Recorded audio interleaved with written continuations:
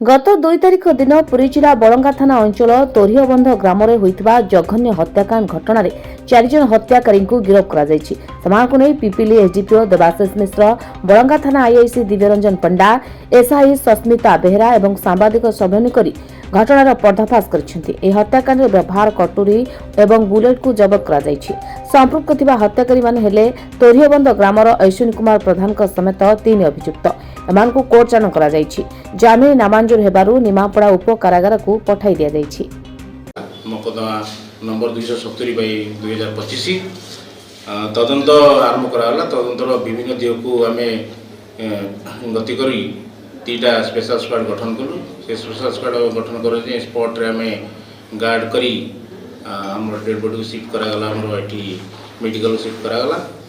तत्परे आम scientific team तार service utilise करागला। Material evidence collection करागला।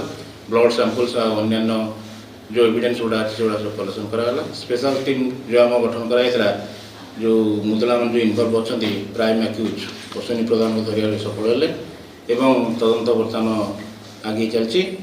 ए संक्रांत जो वेपन ऑफेंस जो यूज करते एक्यूज ताकू स्पॉट रू जबत करागला एवं पुंखानुपुंख तदंत पर जहाँ आम साक्ष्य प्रमाण पाइलु बर्तमान 4 जन आसामी विरुद्ध में तथ्य प्रमाण मिली गिरफ कर कोर्ट चालाण कर केवल जमीबाड़ी विवाद ना अन्य किसी कौन थिला मुख्य अभियुक्त माने कौन स्वीकार करिसेंती? आमे जो प्राथमिक तदंत जो कलु प्राथमिक तदंत जना पड़ा जे अम्य प्रधान एवं तार भाईले मान सहित जगह बाड़ी नहीं विवाद थिला। बड़ भाई अजय प्रधान से सेपरेट गाँव में अलग जगह रोते एवं जगह बाड़ी नहीं बहु आगुरी बद जो रही भर तिक्तता ताकू नहीं से दिन सका गोटे घटना घटना भर पाटितुंड बचसाखी होता जहाँ नहीं अम्य प्रधान आ कि तार साथी आसते गाँव को से जो पाटितुंड जो होता यही अश्विनी प्रधान तार धारुआ अस्त्र अम्य प्रधान को आघात कला। तार मुंडे गभीर आघात जो तार मृत्युवरण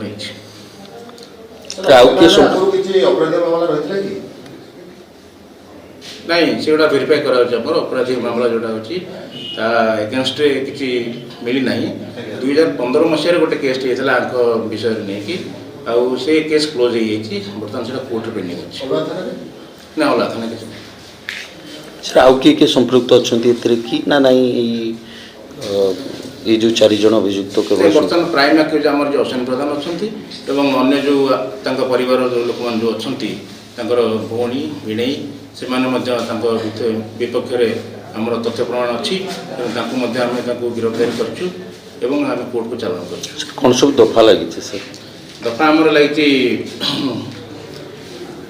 103 BNS लगी 296 3032 351 BNS लगी।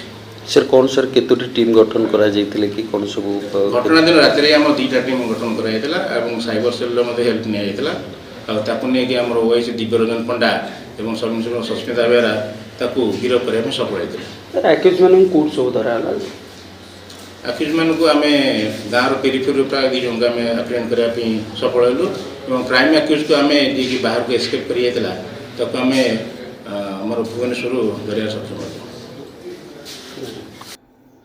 ब्यूरो रिपोर्ट मोटी भुरसा।